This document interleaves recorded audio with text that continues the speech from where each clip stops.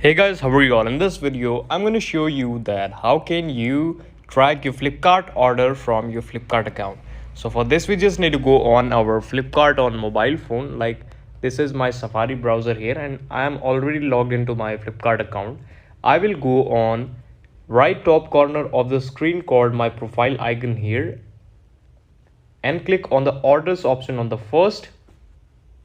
When you will click on the orders, you will see all of your orders in made by your account in this menu.